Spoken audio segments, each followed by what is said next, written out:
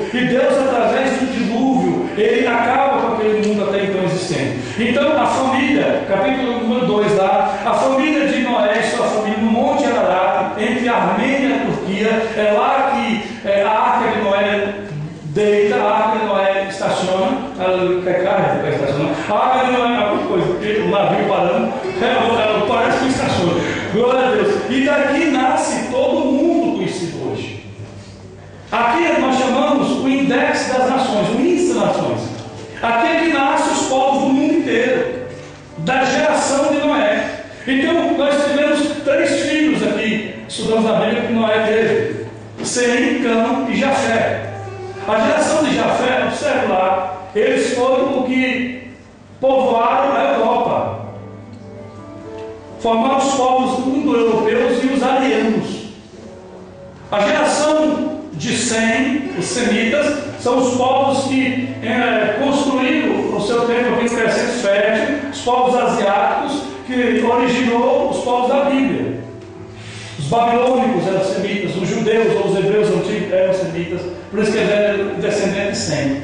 Temos também uma outra geração dos filhos de Noé, chamada Cã, ou Cã em algumas Bíblias, que foi os que foram para a África. E você lembra que Noé tomou vinho e dançou nu, e um dos seus filhos fez a algazarra dele e falou: e tu serás escravo dos teus irmãos? Pois é, foi a geração de Cã, que depois acabou se transformando nos povos da África. Você vê o poder da palavra profética na vida de um homem. Não Cão em si, ou Cã. E não tem nada a ver com cão, com Satanás, viu? Olha o nome. As gerações foram as gerações da África. Vamos conhecer um pouco aqui. O mundo começa aqui, irmão. É chamado, na questão histórica, de crescente fértil. Parece uma lua crescente. Aqui desenvolve todo o processo do mundo. Entendendo isso, nós vamos entender agora a profecia de Ezequiel. Porque tem gente que fala, mas não testifica ou argumenta que diz. E aqui nós vimos, acompanhe comigo. Ezequiel estava no rio Quebar e de repente ele começa a ver o final dos dias, capítulo 36, leva-se para o capítulo 37, que ele vê todo aquele renovo, todo Israel voltando para a sua terra. Aí ele chega no capítulo 38 e aqui Deus dá a Ezequiel justamente nomes dos povos antigos daquela época. Na língua súmeri, a palavra Gog significa trevas. A palavra Magog, terra das trevas. E aqui no texto veio a minha palavra do Senhor dizendo: filho do homem, profetiza contra Gog, terra de Magog. Ficaria impossível saber o que é isso, viu, irmão? Se nós não tivéssemos mais argumentação. Mas aí ele fala, ele é chefe ou príncipe de Ros, algumas Bíblias está chefe, mas a palavra certa do hebraico é Ros, Mesec Tumbal. Vamos aqui esclarecer, era necessário entender. A palavra Ros, irmãos, algumas transliterações da Bíblia colocam como chefe. A palavra Ros não pode ser substituída de chefe, isso muda tudo. A palavra Ros é um substantivo próprio e por isso não pode ser de forma nenhuma adjetivo. Aí está chefe, adjetivo, apesar que tem sentido. Esse Gog Magog, ele é chefe dessa turma que vai vir. Mas a palavra Ros, no decorrer da história, ela evoluiu do hebraico para Rosh, evoluiu para Rush, e significa hoje, nos léxicos, como cada país, às vezes, não sei se os irmãos sabem, tem países que chamavam uma coisa na antiguidade e hoje chama-se outra. Pois é o nome Rússia. Mas será que está certo, pastor? Então vamos testificar. Esse Gog Magog, ou trevas, ou terra das trevas, ele é príncipe de Ros, mas tem mais, de Mesec, vamos lá, Mesec, tudo da família, aleluia, de Jafé. Mesec é o antigo povo Musque, os gregos chamam aquele povo de Mosquis, e eu não vou defender isso porque não tem tempo. Moscov é Moscou, a palavra moderna da antiga palavra Mesec. Ezequiel não podia falar Moscou, porque não havia Moscou, ele tinha que falar o que era. Os mestres do decorrer da história que vem trazendo no léxico, nos conhecimentos da época, eles vêm trazendo a evolução do nome do país. Mas ele também fala o nome de outro país, Tumbal, ou Tumbali, que evoluiu para Tobolsk, é a antiga capital da Rússia Oriental. Então nós temos aqui, irmão, e para ser rápido, Rússia, o cabeça, o chefe vai ser a Rússia, o chefe desses exércitos. Então o filho do homem profetiza contra Gog, terra de Magog, chefe ou de Ros, Mesec e Tubal, de Rússia, de Tubal, ou Tobos, que é a capital da antiga Rússia oriental, e aleluia, está aqui Moscou, glória a Deus. Mas Gog, ele será e liderará algumas nações, presta atenção. Algumas nações vão fazer parte dessa guerra. Pérsia, até 1935 o nome era Pérsia mesmo, mas em 1935 o nome Pérsia mudou. O Shah da Pérsia mudou o nome para Irã, República do Irã. O Irã, ou a antiga Pérsia, sempre foi inimiga de Israel. Então, a Rússia, como o Irã, vai começar agora traçando planos para invadir Israel. Engraçado, irmão, que existe um acordo militar, pastor, já faz tempo, entre o Irã e a Rússia. Qualquer país, é por isso que o líder do Irã, o presidente do Irã, Ahmadinejad, qualquer país, aleluia, que invadir o Irã, a Rússia, ela tem autonomia militar de invadir o país, porque são acordos entre países. Isso quer dizer que, por isso que o Irã fica o tempo todo afrontando Israel, confiando na Rússia. Só que a Rússia não entra no jogo, porque Israel confia também nos Estados Unidos. E aí vamos ver o que vai acontecer. Aleluia. O Islã odeia Israel, o Irã odeia Israel. O presidente do Irã, Ahmadinejad, por diversas vezes tem dito que vai varrer Israel do mapa. Agora, as pessoas não entendem, irmão, isso é história, Bíblia. Talvez você não vá ouvir um seminário desse, porque, aleluia, tem pessoas que não se dão conta ou não vão gastar tempo pregando isso. Glória a Deus.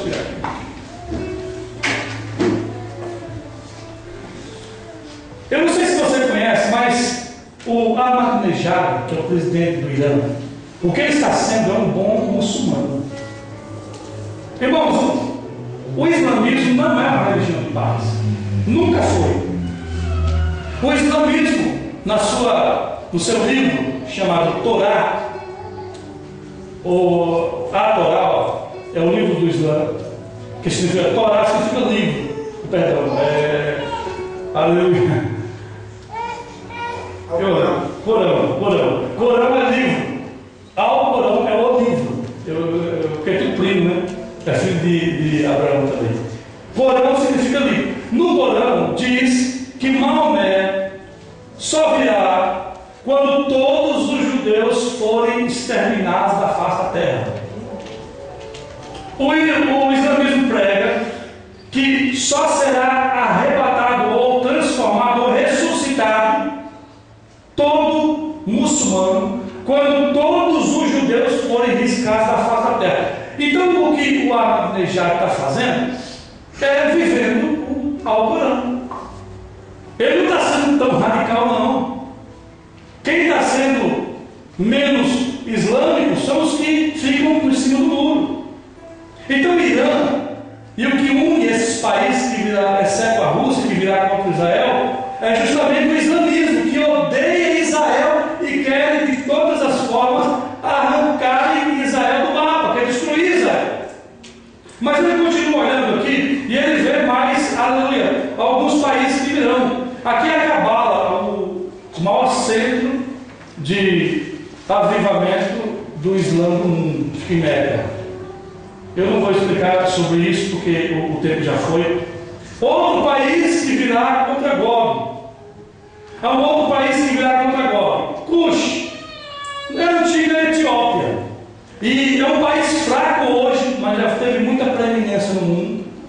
O fato é que a Etiópia, Cush, vai ser usado como um quartel militar para atacar Israel pelo sul. Hoje, a Etiópia é um país fraco, pobre, mas na questão militar é um país estratégico para lutar contra Israel. Temos também uma outra nação que virá contra Israel, presta atenção, irmão, que se chama Put. E o texto está aqui no versículo de número 5. Persas etíope e os de Put. Put vem da tradução da hebraica da Bíblia, do hebraico grego, chamado Septuaginta, e é a atual Líbia. Esse país que está sendo governado atualmente por um conceito de transição, mas que também é um país muçulmano e odeia Israel. Então nós temos aqui, pelo menos, o Irã, que é um país muçulmano, a Etiópia, que é um país muçulmano, e Put, que é a atual Líbia, que é um país muçulmano. Só que esse país aqui, a Líbia de hoje, ela também está junta com muitos outros países, faz parte de um bloco de nações que também são muçulmanos e odeiam Israel. Então o cenário começou sendo travado, começou sendo traçado, esclarecido. No versículo de número 6, Gomer e todos da casa de Togarma. Gomer está aqui. Hoje Gomer, que é chamado de Germânia e atual Alemanha. Os alemães não foram julgados por todas as atrocidades que fizeram na Segunda Guerra Mundial. Deus pedirá conta, irmão. Você acha mesmo que os quase 7 milhões de judeus que os alemães mataram vai ficar com isso mesmo? Deus trará a justiça. Agora tem um tempo para isso. A Alemanha, ela vai encabeçar, são originários dos povos bárbaros, celtas e citas, que migraram para a região do Mar Negro, e esse país aqui, essa antiga Gomer, ele representa a Alemanha, a Polônia, o país, a República Tcheca, o país tcheco, e a Eslováquia e a Ucrânia. São países também que abriram para a questão muçulmana e odeiam Israel e querem tirar Israel do mapa todo jeito. Então você percebe como o mundo está distribuído agora? Aleluia! Nós temos aqui vários países, olha Israel aqui no meio. Essa guerra será uma grande guerra, no sentido de muitas nações contra Israel, milhares e milhares de soldados, talvez milhões, contra Israel. E aqui nós vamos ver o que vai acontecer. Mas tem também mais um país, os da casa de Togarma, países que estarão contra Israel. É a atual Turquia. Envolve a Armênia e a região sudeste da Rússia. A Turquia é o país, irmão, mais estratégico na questão militar do mundo. A Turquia fica aqui, ó, bem pertinho de Israel. É o país mais próximo de Israel. Engraçado que a Turquia, para receber a Rússia, ela entra pela Turquia. Aqui, ó. Por isso que a profecia diz: quando vires as tropas russas entrar pela Turquia, pode vestir a roupa de sábado. Ezequiel viu tudo isso. Mas isto não é tudo. Aleluia. Quem está faltando nessa turma? O mundo está contra Israel. E quem está faltando? Nós temos aqui a Rússia, a Pérsia, a Etiópia, o Líbano, a Argélia, Marrocos, Tunísia, Alemanha, Polônia, Tcheca, Eslováquia, Ucrânia, Turquia e Armênia. Quem está faltando nessa lista? O Egito. Engraçado, irmão, que você vê como é a profecia. Todas as guerras travadas contra países vizinhos, o Egito lutou contra Israel. Mas nessa profecia de Ezequiel em questão, o Egito não aparece. Muitos especialistas, até 1979, da Bíblia, não entendiam por que isso estava acontecendo. Se o Egito sempre foi o inimigo número 1 de Israel, desde os tempos de Moisés, na Guerra dos 6 Dias, o Egito foi quem encabeçou as nações contra Israel, e agora, nos últimos dias, o Egito não está contra Israel. Por quê?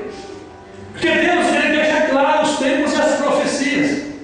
Em 1979, o presidente dos Estados Unidos, Jimmy Carter, ele conseguiu um tratado de paz entre o Egito e Israel que perdura até hoje. Isso quer dizer que o Egito, há um tratado de paz assinado que o Egito não pode brigar mais contra Israel.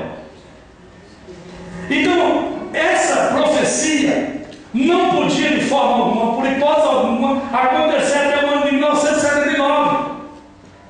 Porque era uma profecia por fim. Isso quer dizer que depois que essa profecia, e quando for acontecer essa profecia, o